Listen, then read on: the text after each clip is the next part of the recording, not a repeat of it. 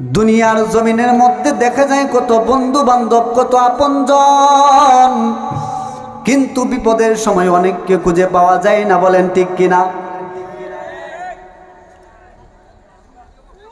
কাল কিয়ামতের ময়দানে প্রত্যেকের যখনই অবস্থা হবে, সকলেই বলতে থাকবে ইয়া নাফসি ইয়া নাফসি।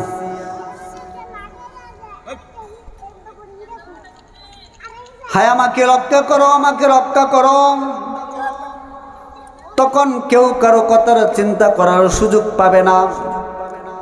তাই যাদের চিন্তা করি আমি আমার ইবাদত নষ্ট করব, কাল আসল সময়ে তারা কোনো কাজে আসবে না। বলেন ঠিক কিনা? তাই তাদের চিন্তা করে কি লাভ, বরং এক আল্লাহর চিন্তা করি যিনি আমাকে রক্ষা করবেন। এভাবে চিন্তা করলে মানুষের মন থেকে রিয়ার চিন্তা দূর হয়ে যাবে, ইখলাস চলে আসবে।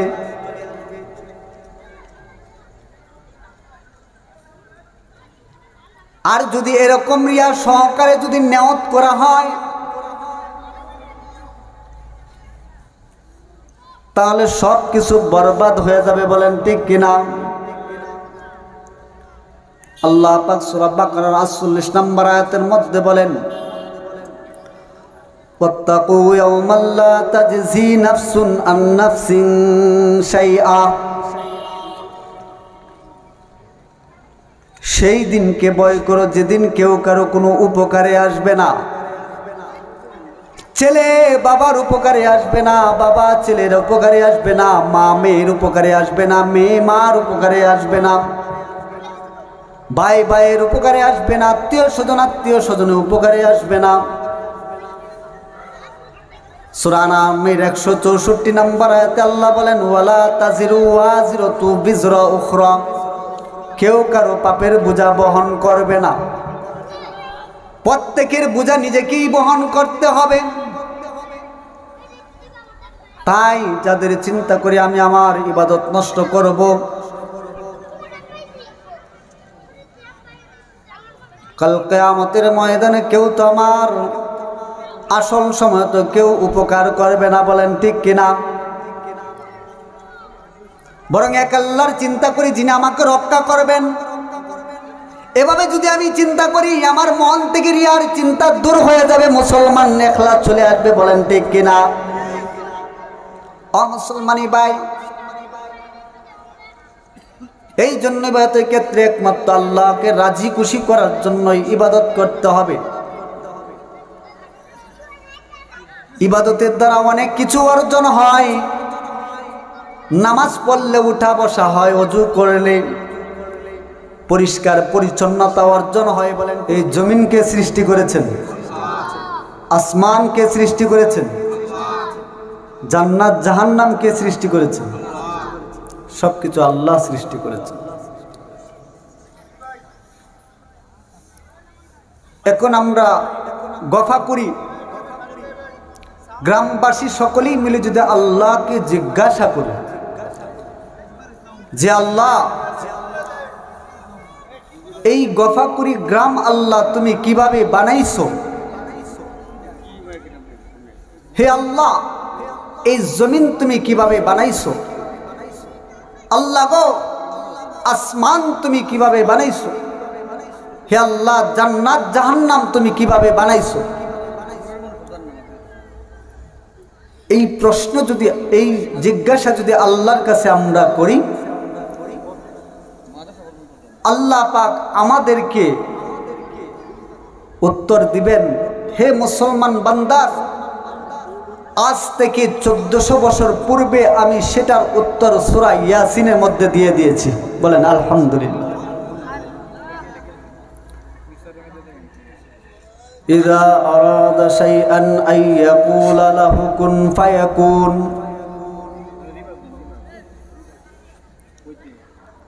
আল্লাহ রাব্বুল আলামিন দুনিয়াবাসীদেরকে ডাক দিয়ে বলেন, ও দুনিয়ারবাসী, তোমরা যদি আমি আল্লাহকে জিজ্ঞাসা করো, হে আল্লাহ, এই জমিন কিভাবে বানাইছো?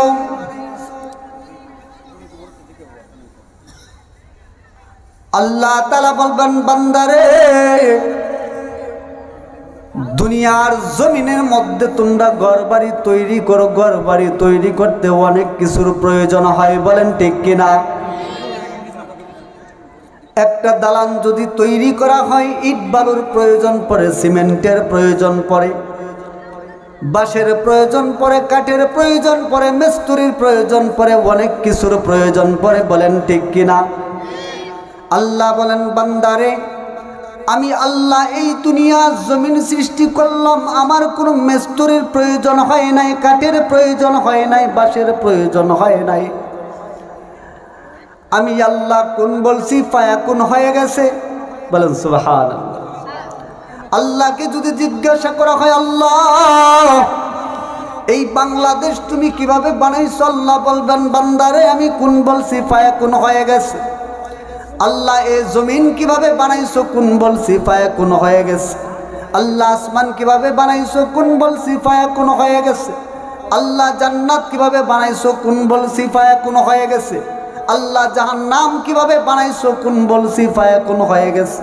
আল্লাহ লৌহ কলম তুমি কিভাবে বানাইছো, কোন বলছি ফায়াকুন হয়ে গেছে। আল্লাহ দুই চোখে যা কিছু দেখে আল্লাহ তুমি কিভাবে বানাইছো। আল্লাহ বলে, বান্দারে কোন বলছি ফায়াকুন হয়ে গেছে।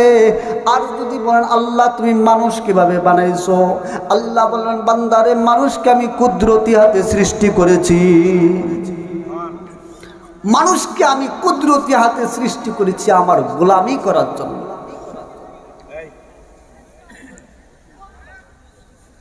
ওয়ামা খলাকতুল জিন্না ওয়াল ইনসা ইল্লা লিয়াবুদুন। জিন এবং ইনসান অর্থাৎ মানুষ এবং জিন জাতিকে আমি আল্লাহ রাব্বুল আলামিন ইবাদতের জন্য সৃষ্টি করেছি।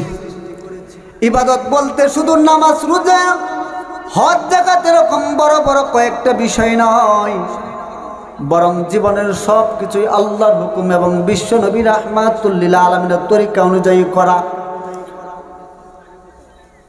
একজন পূর্ণ ইবাদতকারী ব্যক্তি সে যে তার জীবনের সব কিছু কোরআন হাদিস অনুযায়ী গড়ে তোলে, যে তার কোনো কিছু নিজের খেল খুশি মতে করে না, সে মন চাহি জিন্দেগি চালায় না। তার জীবনে খুঁটিনাটি বিষয় থেকে শুরু করে সর্ববৃহৎ বিষয় পর্যন্ত সব কিছু আল্লাহর হুকুম এবং বিশ্বনবী রাহমাতুল লিল আলামিনের তরিকা অনুযায়ী চালায়। আল্লাহ তাআলা যে আমাদেরকে ইবাদতের জন্য সৃষ্টি করেছেন, সেই ইবাদত আমার ইচ্ছা মতে করলে হবে না, বরং আল্লাহর কাছে তা গ্রহণযোগ্য বা কবুল হওয়ার জন্য অনেকগুলো শর্ত রয়েছে। তার মধ্যে সবচাইতে বড় শর্ত হলো ইখলাস। ইখলাস অর্থ একমাত্র আল্লাহকে রাজি খুশি করার জন্য ইবাদত করা। এর সাথে যদি নিজের খায়েশাত, নিজের মনের খেল খুশি, নিজের মনের যুক্তিকে সংযুক্ত করা হয়, তাহলে সেটা ইখলাস পরিপন্থী হয়ে যাবে, সেটা কাটি ইবাদত হবে না।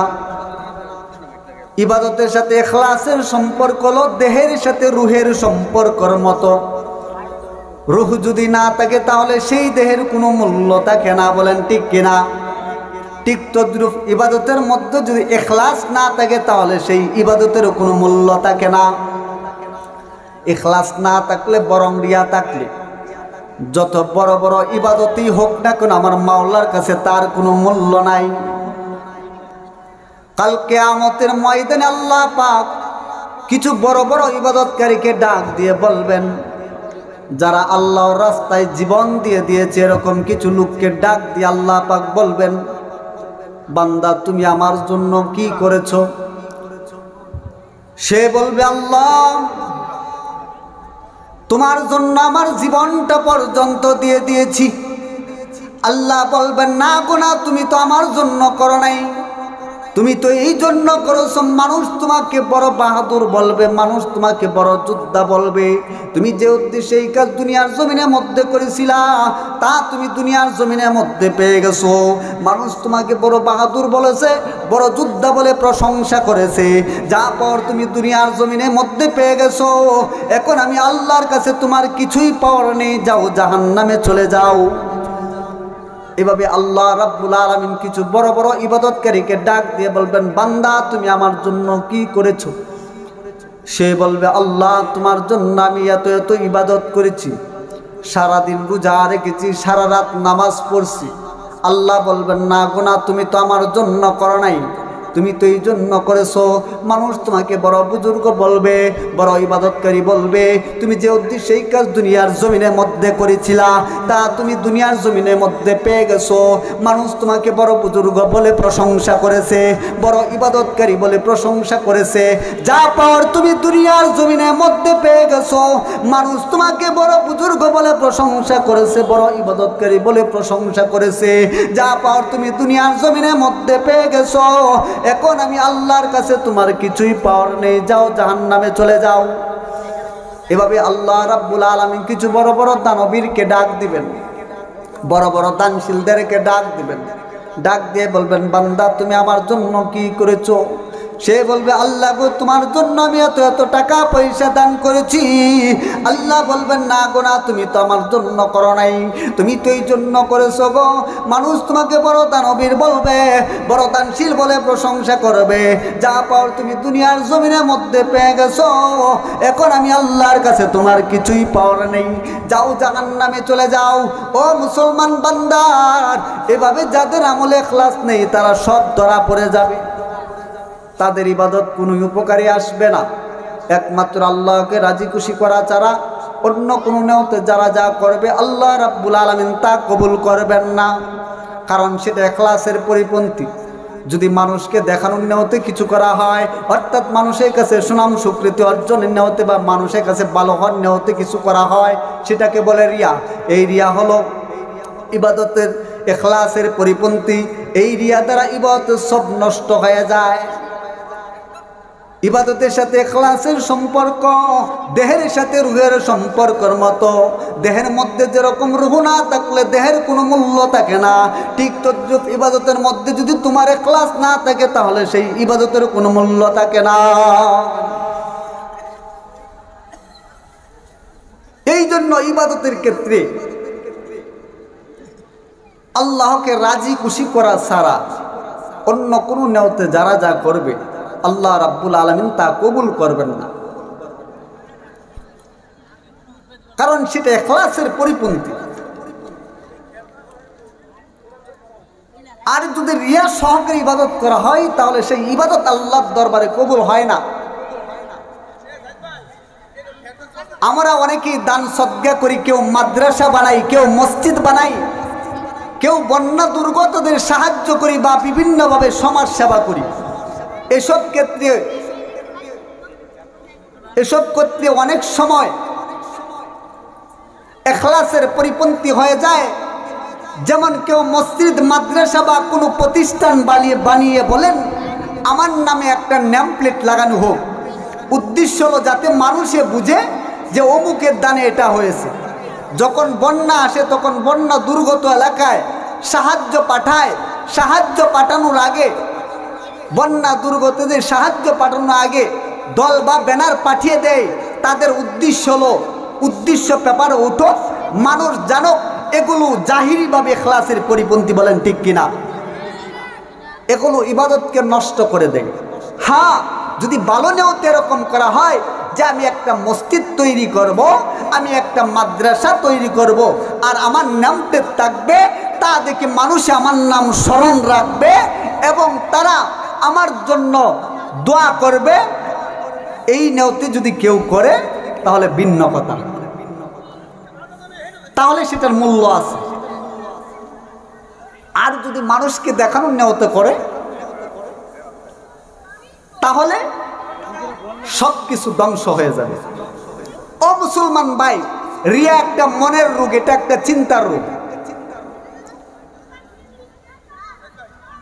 রিয়াকে বলা হয় শিরকে আসগর বা ছোট শিরক, কারণ ইবাদত করতে একমাত্র আল্লাহর জন্য। এখন যখন লোকেরা দেখবে, জানবে এই উদ্দেশ্য করলাম, অর্থ হলো আল্লাহর সাথে অন্য কিছুকে শরীক করলাম, এটাই তো শিরক।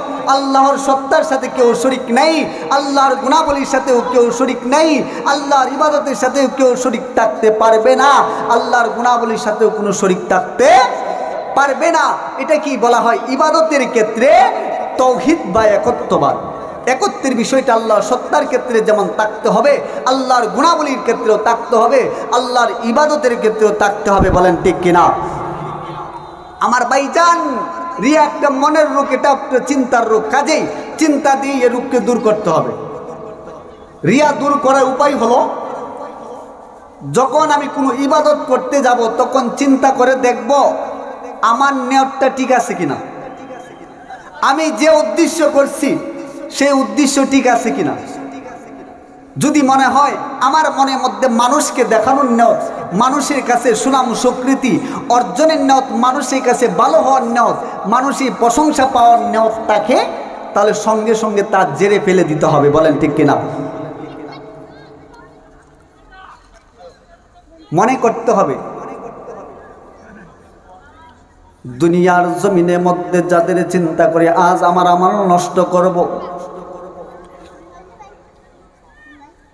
কাল কিয়ামতের ময়দানে কেউ তো আমার আপন থাকবে না। বলেন ঠিক কিনা?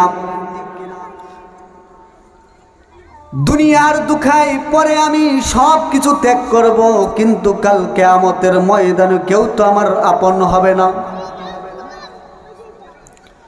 দুনিয়ার জমিনের মধ্যে দেখা যায় কত বন্ধু বান্ধব, কত আপনজন, কিন্তু বিপদের সময় অনেককে খুঁজে পাওয়া যায় না। বলেন ঠিক কিনা? কাল কিয়ামতের ময়দানে প্রত্যেকের যখনই অবস্থা হবে, সকলেই বলতে থাকবে ইয়া নাফসি ইয়া নাফসি।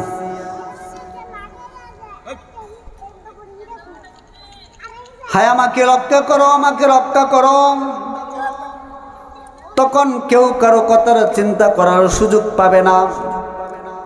তাই যাদের চিন্তা করি আমি আমার ইবাদত নষ্ট করব, কাল আসল সময়ে তারা কোনো কাজে আসবে না। বলেন ঠিক কিনা? তাই তাদের চিন্তা করে কি লাভ, বরং এক আল্লাহর চিন্তা করি যিনি আমাকে রক্ষা করবেন। এভাবে চিন্তা করলে মানুষের মন থেকে রিয়ার চিন্তা দূর হয়ে যাবে, ইখলাস চলে আসবে।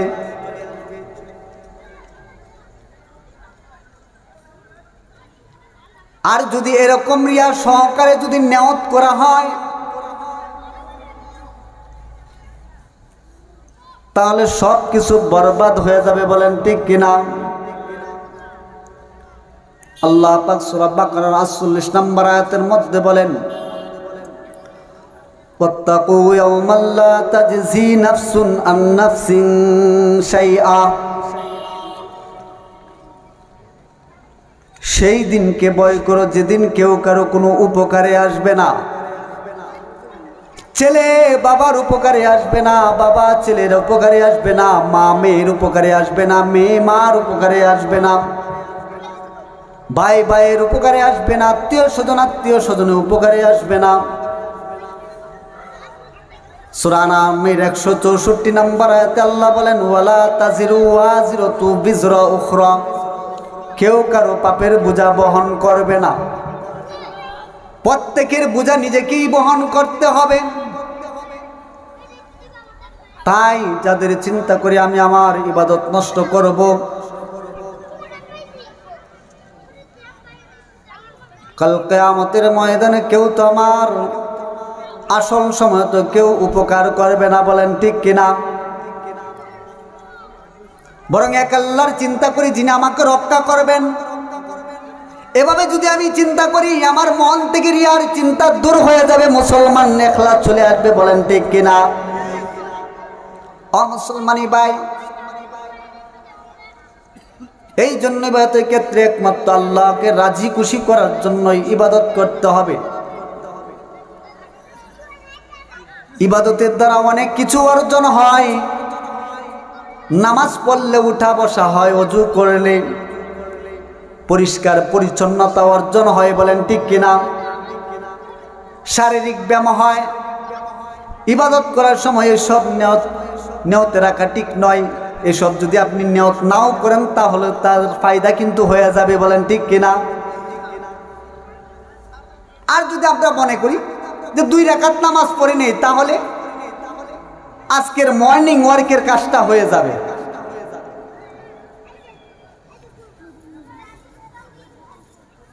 মুসলমানি ভাই, এসব নিয়তে যদি আমরা ইবাদত করি তাহলে সব কিছু বিনষ্ট হয়ে যাবে।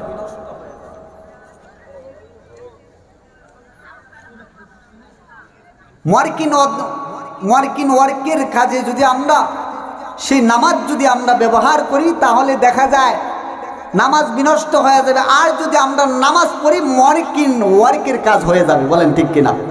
ব্যায়াম হয়ে যাবে, শারীরিক ব্যায়াম হয়ে যাবে। মুসলমানি ভাই, আমরা কেন নামাজ পড়ি? আল্লাহ রাব্বুল আলামিন আমাদেরকে নামাজ পড়তে বলেছেন, তাই নামাজ পড়ি।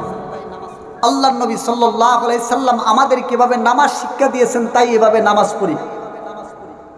আমরা নিজেদেরকে আল্লাহ এবং আল্লাহর রাসূলের সামনে সঁপে দিয়েছি, তারা যেরকম বলবে সেরকমই করছি। কোনো যুক্তি রহস্য কিছুই বুঝি না। আল্লাহ আমার মাওলা, আমি তার গোলাম, আমার কাজ হলো গোলামি করে যাওয়া। মুনিবের হুকুমের যুক্তি খুঁজা গোলামের কাজ নয়। নামাজের মধ্যে এমন কি যুক্তি খুঁজে পাবেন? একটু দাঁড়ানো, উঠা বসা, এটার এত গুরুত্ব কেন হবে? রোজা কেন এত বড় ইবাদত হতে যাবে? সারাদিন না খেয়ে থাকার এত ফজিলত কেন হবে? হিন্দুরাও তো মাতা পিতা যখন মারা যায় তখন তারাও তো উপোস করে থাকে, তাদেরটা তো রোজা বলে গণ্য হচ্ছে না, ওরা কেন সব পাচ্ছে না? ও মুসলমান, আসল কথা হলো আল্লাহর হুকুম হিসেবে যারা যাই করবে তাই ইবাদত বলে গণ্য হবে। আর যদি কেউ এগুলো আল্লাহর হুকুম হিসেবে না করে অন্য কোনো হিসেবে করে তাহলে তা ইবাদত বলে গণ্য হবে না। বলেন ঠিক কিনা?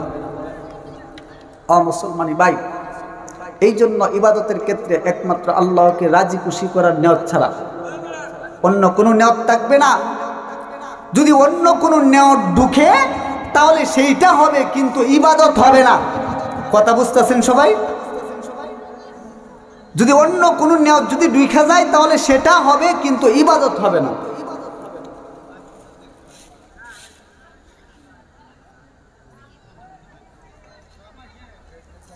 ইন্নামাল আমালু বিন্নিয়াত ওয়া ইন্নামা লিইমরিইম মা নাওয়া। মুসলমান উম্মত, সব আমল পরিগণিত হবে নিয়তের ভিত্তিতে। যে যা নিয়ত করবে তাই পাবে। আল্লাহ নবী সাল্লাল্লাহু আলাইহি সাল্লাম এই হাদিসের কথাগুলো বলেছিলেন যখন মুসলমানগণ মক্কা থেকে হিজরত করে মদিনায় যাচ্ছিলেন, তখন তারা মক্কার মাতৃভূমি, জায়গা জমি, আপনজন সব কিছু ছেড়ে মদিনায় চলে যাচ্ছিলেন। একমাত্র আল্লাহর জন্য সব কিছু ছেড়ে যাওয়া হচ্ছিল। এমন একটা দেশে তারা যাচ্ছিলেন যেখানে আপনজন কেউ নাই, নিজেদের জায়গা জমি নাই, খাওয়ার ব্যবস্থা পর্যন্ত নাই।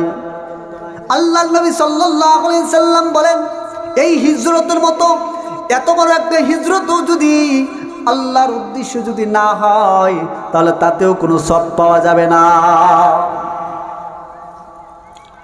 ফামান কানাত হিজরাতুহু ইলা দুনিয়া ইউসিবুহা আও ইলা ইমরাতিন ইয়াতাযাওয়াজুহা ফাহিজরাতুহু ইলা মা হাজারা ইলাই। আল্লাহ আল্লাহর রাসূলের উদ্দেশ্যে যার হিজরত হবে তার হিজরত সঠিক হিজরত বলে গণ্য হবে। বলেন সুবহানাল্লাহ। আর যে অন্য উদ্দেশ্যে হিজরত করবে, যে আমি অমুক জায়গায় গেলে ব্যবসা বাণিজ্য ভালো হবে,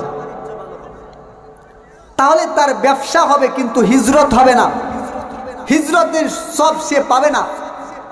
আর যদি কেউ এরকম মনে করে যে মক্কা থেকে মদিনায় অনেক মানুষ ব্যবসা করার জন্য যায়,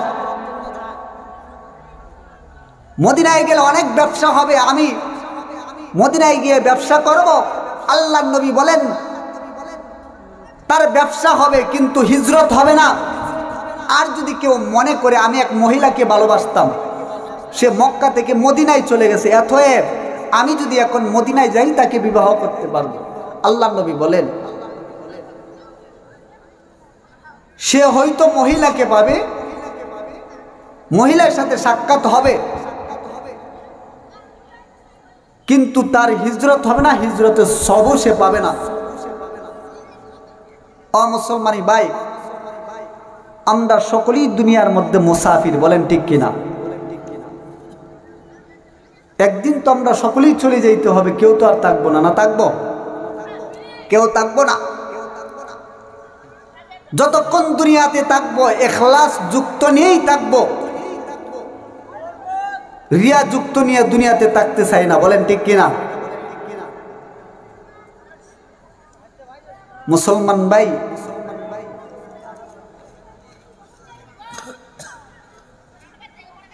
ইবাদত কবুল হওয়ার জন্য আরেকটা শর্ত হলো হালাল রিজিক। কোরআনে কারিমে আল্লাহ পাক সূরা মুমিনের 51 নম্বর আয়াতের মধ্যে বলেন, হে মুমিনরা হালাল রিজিক গ্রহণ করো এবং নেক আমল করো। এই আয়াতের মধ্যে আল্লাহ পাক দুটি কথা বলেছেন, একটা হলো হালাল রিজিক গ্রহণ করো, দ্বিতীয়ত হলো নেক আমল করো তথা ইবাদত করো।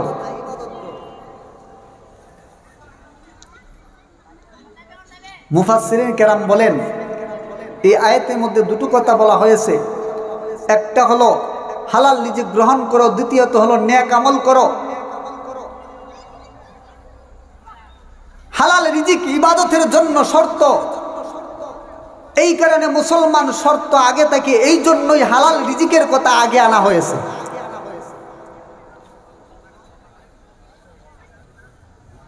রিজিক যদি হালাল না হয় তাহলে ইবাদত আল্লাহর দরবারে কবুল হবে না, আর রিজিক যদি হালাল হয় ইবাদত আল্লাহর দরবারে কবুল হবে। আল্লাহর নবী সাল্লাল্লাহু আলাইহি সাল্লাম তার হাদিসের মধ্যে বলেন, লা ইয়াদখুলুল জান্নাতা জাসাদুন গুজিয়া বিহারাম। ও মুসলমান উম্মত, হারাম রিজিক দ্বারা লালিত পালিত দেহ জান্নাতে যাবে না।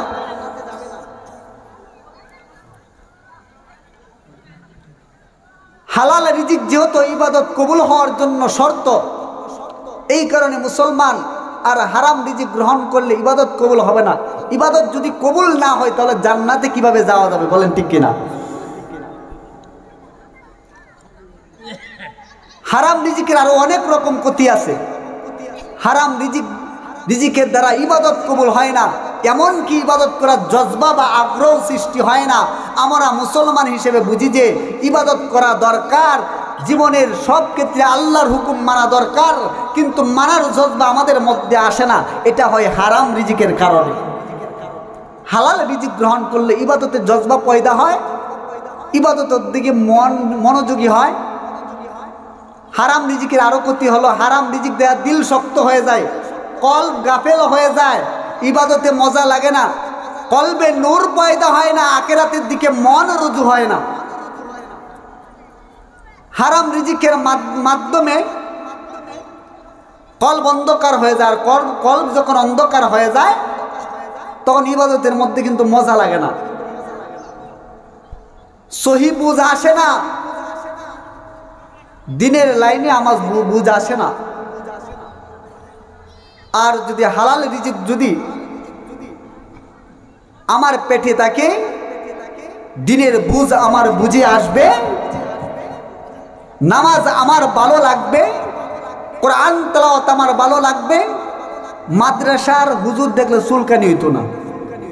কিছুদিন আগে একটা সময় গেছে, হুজুররা দেখলে গেলে চুলকানি হয়েছে, খুব ঝামেলা।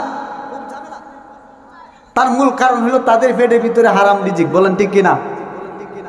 হালাল রিজিক নাই।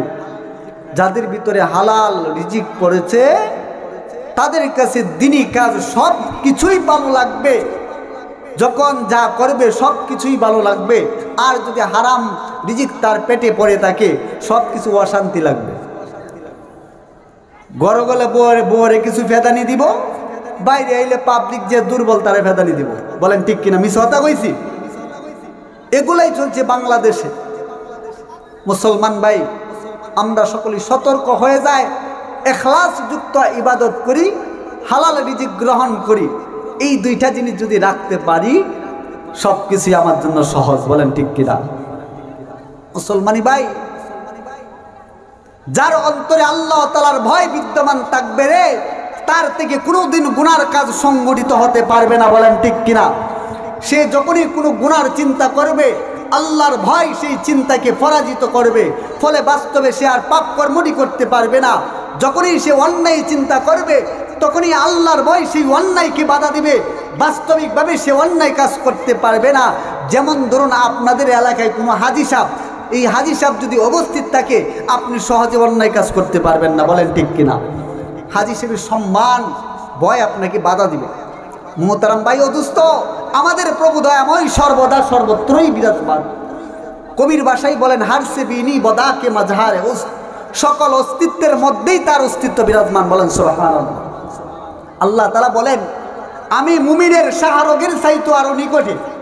আর এখানে হাদিস শরীফে ইরশাদ হয়েছে, কুলুবুল মুমিনিনা আরশুল্লাহ, মুমিনদের হৃদয় হলো আমি আল্লাহ পাকের আরশ।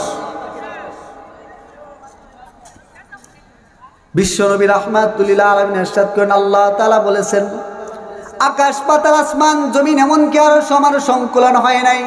তাজ্জবের বিষয় হইল মুমিনদের অন্তরে আমারটাই হয়েছে। তাই আমাকে পেতে হলে সেখানেই অনুসন্ধান করো, সেখানেই খুঁজো। মোট কথা আল্লাহ রাব্বুল আলামিন সদা সর্বদা সর্বদাই আছেন, তিনি সর্বদাই থাকবেন।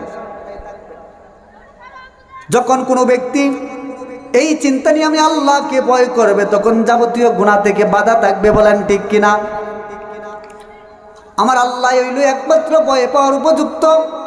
আল্লাহ তাআলা বলেন, আল্লাহু হাক্কু আন তাখশা, ও মুসলমান বান্দার, আমি আল্লাহ হইলাম একমাত্র ভয় পাওয়ার উপযুক্ত। দুনিয়ার কেউ ভয় পাওয়ার উপযুক্ত না, দুনিয়ার কোনো রাষ্ট্রপতি ভয় পাওয়ার উপযুক্ত না, দুনিয়ার কোনো প্রধানমন্ত্রী ভয় পাওয়ার উপযুক্ত না, দুনিয়ার কোনো বাহিনী ভয় পাওয়ার উপযুক্ত না, দুনিয়ার কেউ ভয় পাওয়ার উপযুক্ত না। আল্লাহু হাক্কু আন তাখশা, আমি আল্লাহ হইলাম একমাত্র ভয় পাওয়ার উপযুক্ত। আল্লাহ তাআলা অন্য আয়াতে বলেন, ইয়া আইয়ুহাল্লাযীনা আমানুত্তাকুল্লাহ ওয়ালতানজুর নাফসুম মা কদ্দামাত লিগাদ, হে ঈমানদারগণ, তোমরা আল্লাহকে ভয় করো এবং প্রত্যেকেই লক্ষ্য করা উচিত আমি আল্লাহ পরকালের জন্য কি বলেছি। অর্থাৎ পরকালীন জীবনের নাজাত ও মুক্তির জন্য আমি আল্লাহ তোমাদেরকে কি বলেছি সেই কথা সকলের নজর করা দরকার।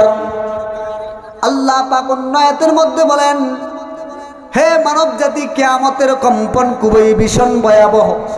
কোথাও আল্লাহ বলেছেন, ওয়ালিমান খাফা মাকাম রাব্বি জান্নাতান, ও মুসলমানি বান্দার, যেই ব্যক্তি আমি আল্লাহর সম্মুখে হাজির হওয়াকে ভয় করবে, আমি আল্লাহকে ভয় করবে, তার জন্য দুটি পুরস্কার রয়েছে, একটা হলো জান্নাত আর একটা হলো বাগান। ও মুসলমানি বান্দার, তাছাড়া আল কোরআনে বিভিন্ন সূরায় প্রমাণ পাওয়া যায়। ফাসুবহানাল্লাযী বিয়াদিহি মালাকুতু কুল্লি শাই, আল্লাহ তাআলা সূরা ইসরার মধ্যে বলেন, ওয়া ইন মিন শাইইন ইল্লা ইউসাব্বিহু বিহামদিহি ওয়ালাকিন লা তাফকাহুনা তাসবিহাহুম। ও মুসলমানি বান্দার, এই পৃথিবীর জমিনের মধ্যে যা কিছু আছে সব কিছু আমি আল্লাহ পাকের তসবিহ পড়ে, কিন্তু তাদের তসবিহ, তাদের ভাষা তোমরা বুঝো না। তোমরা তো মানুষ হয়ে মানুষের ভাষা বুঝো না। বলেন ঠিক কিনা? আমরা যদি এক ডিস্ট্রিক্ট থেকে আরেক ডিস্ট্রিক্টে যাই, তখন ভাষা বুঝতে কঠিন হয় কিনা? কঠিন হয় না? অনেক কঠিন হয়। আল্লাহু আকবার। আল্লাহ বলেন, ও মুসলমান বান্দার, বাতাসের শ ডাকের মধ্যে আমি আল্লাহ পাকের তসবিহ পাঠ করে, হাঁসের সই ডাকের মধ্যে আমি আল্লাহ পাকের তসবিহ পাঠ করে, গরু হাম্বা হাম্বা ডাকের মধ্যে আমি আল্লাহ পাকের তসবিহ পাঠ করে, মুরগি কক কক ডাকের মধ্যে আমি আল্লাহ পাকের তসবিহ পাঠ করে, আর মানুষ আল্লাহ আল্লাহ জিকিরের মধ্যে আমি আল্লাহ পাকের তসবিহ পাঠ করে। সব কিছু আল্লাহ পাকের তসবিহ পাঠ করে। মুসলমান ভাই, তাহলে আমরা যদি ইখলাস যুক্ত ইবাদত করতে পারি, হালাল রিজিক গ্রহণ করতে পারি, আল্লাহর ভয় আমাদের আসবে না? আসবে না? আসবে। আল্লাহর ভয় মানুষকে মুহূর্তের মধ্যে বদলে দেয়।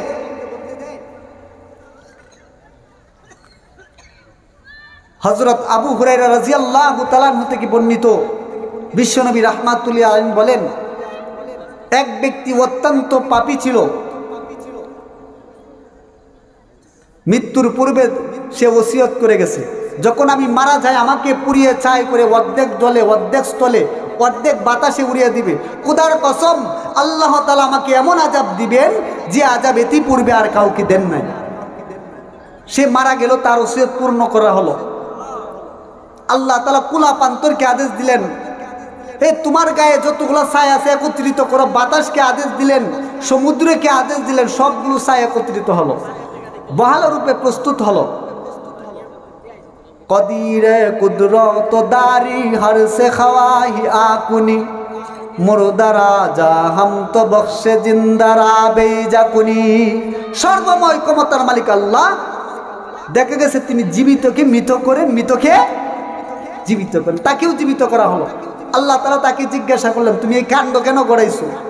সে বলছে, আল্লাহ গো তোমার ভয়ে। আল্লাহ তাআলা তাকে মাফ করে দিয়েছেন। বলেন সুবহানাল্লাহ। দেখুন, এই ব্যক্তি তেমন কোনো নেক আমল করে নাই, কিন্তু তার ভিতরে আল্লাহর ভয় ছিল, সেই উসিলে আল্লাহ তাআলা তাকে মাফ করে দিয়েছেন। हर के दारद खौफ हक के दर दिल मुदम, हर के दारद खौफ हक के दर दिल मुदम, जन्नातुल मावा देह दे उरा मुकम। হৃদয়ে যদি তাকে সদা আল্লাহর ভয়, জান্নাতুল মাওয়া হবে তোমার শেষ ঠিকানা। আর জান্নাতুল মাওয়া যদি অর্জন করতে হয়, ইখলাস যুক্ত ইবাদত করতে হবে, হালাল রিজিক গ্রহণ করতে হবে, আল্লাহকে ভয় করতে হবে। বলেন ঠিক কিনা? আল্লাহ পাক আমাদের সকলকে সহি বুঝ দান করুক। সকলে বলেন আমিন। ওয়া আখিরি দাওয়ানা আলহামদুলিল্লাহি রাব্বিল আলামিন। আসসালামু আলাইকুম ওয়া রাহমাতুল্লাহি ওয়া বারাকাতুহু।